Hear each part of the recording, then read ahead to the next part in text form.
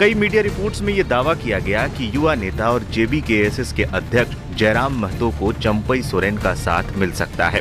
हाल ही में हुए लोकसभा चुनाव में जयराम के साथ साथ पार्टी के कई नेताओं ने चुनाव लड़ा था। पार्टी का कोई भी प्रत्याशी जीत तो नहीं हासिल कर पाया, लेकिन कई सीटों पर कांटे की टक्कर जरूर देखने को मिली थी। और अब जयराम विधानसभा चुनाव की तैयारियों में जोर शोर से लगे हुए हैं। क्या चंपई को मिलेगा जयराम महतो का साथ? झारखंड की राजनीति में चर्चा ये भी है कि चंपई सोरेन झारखंडी भाषा खतियान समिति के नेता जयराम महतो के साथ मिलकर नया विकल्प तलाश कर सकते हैं।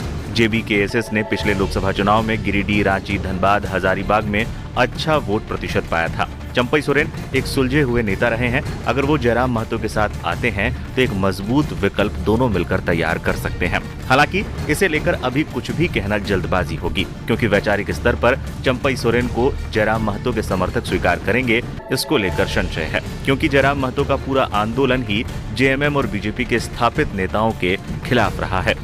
चंपई के पास बचे हैं क्या रास्ते?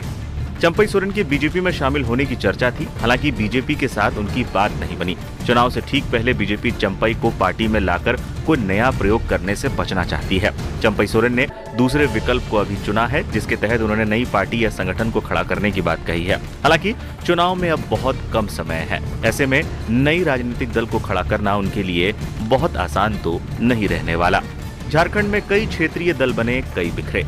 झारखंड की राजनीति में स्थानीयता और अन्य मुद्दों को लेकर समय समय पर राजनीतिक दलों का गठन होता रहा है। हालांकि जेएमएम की टक्कर में कोई राजनीतिक दल अब तक अपना आधार नहीं बना सका है। 90 के दशक में जेएमएम से टूटकर ही जेएमएम मार्डी का गठन किया गया था, जिसका अस्तित्व कुछ ही सालों बाद खत्म हो गया। बाद के दिनों में शिबू सोरेन के बेहद करीबी रहे सूरज मंडल ने झारखंड विकास दल का गठन किया था। इस दल को भी जनता का साथ नहीं मिला और सूरज मंडल की राजनीति लगभग खत्म हो गई थी।